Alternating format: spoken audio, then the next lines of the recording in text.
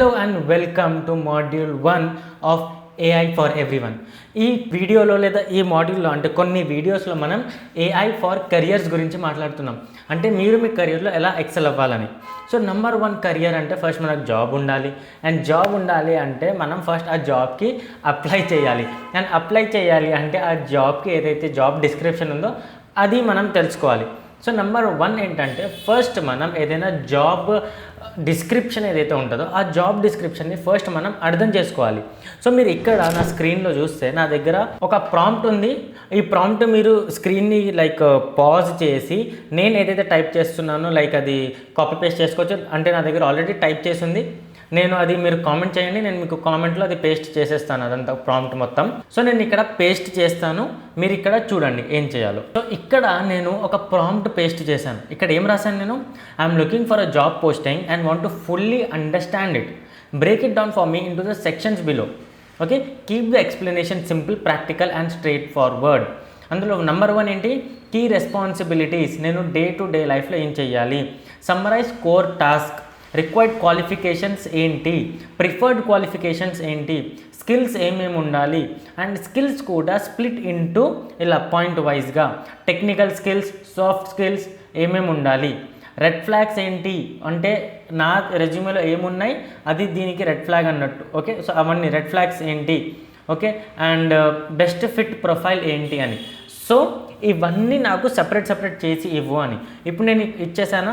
లాస్ట్లో ఏం రాస్తా? I will paste the job description below for your reference అని. ఓకేనా?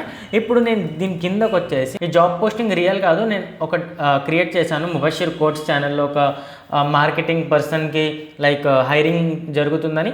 సో నేను ఇక్కడ పేస్ట్ చేసేసాను. Role overview as a senior growth marketing manager ఏమేమి చేయాలనేది, కీ రెస్పాన్సిబిలిటీ అవన్నీ నేను పాయింట్ వైజ్గా రాసేసాను. ఓకే, ఇప్పుడు నేను దీనికి ఏం చేస్తానంటే జస్ట్ ఎంటర్ కొట్టేశాను. ఇప్పుడు ChatGPT చాలా ఫాస్ట్గా మొత్తం అర్థం చేసుకొని ఇప్పుడు మనకు చెప్తుంది.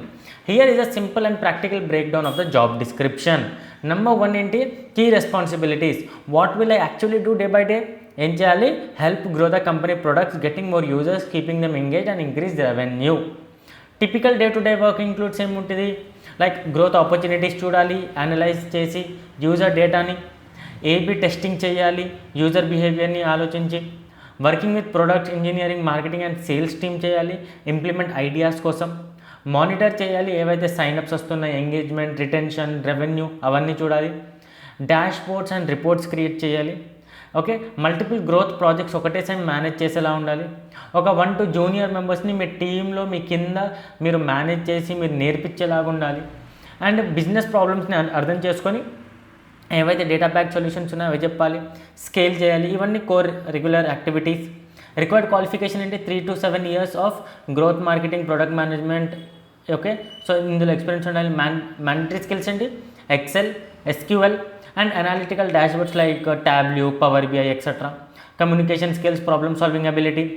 డిగ్రీస్ అంత స్పెసిఫిక్గా ఏం చెప్పలేదు డిగ్రీస్ ఆర్ సర్టిఫికేషన్స్ గురించి.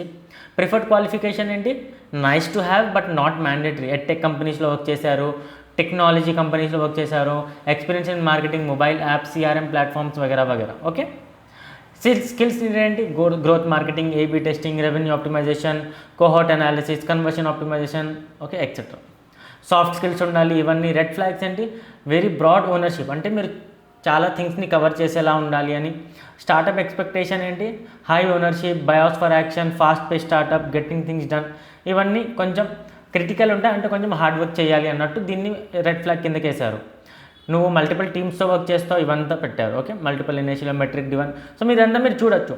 దీన్ని అర్థం చేసుకొని ఇప్పుడు మీరు ఏం చెప్పచ్చు అంటే ఓకే ఈ రోల్ దీని గురించి ఇవి ఉన్నాయి ఇందులో, ఇప్పుడు మనం నెక్స్ట్ ఏం చెయ్యాలి అన్నట్టు ఫస్ట్ మీరు ఆలోచించవచ్చు. సో ఇప్పుడు మనం జాబ్ డిస్క్రిప్షన్ని అర్థం చేసుకున్నాం.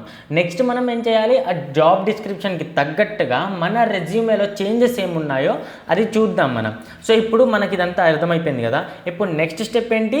జాబ్ డిస్క్రిప్షన్ని అర్థం చేసుకొని మనం మన రెజ్యూమేని చేంజ్ చేయాలి. సో ఇది ఒక యూట్యూబ్ వీడియోలా చూడకండి, ఇది ఒక కోర్స్ లాగా చూడండి. ఓకే, మల్టిపుల్ వీడియోస్ ఉన్నాయి ఇందులో మొత్తం.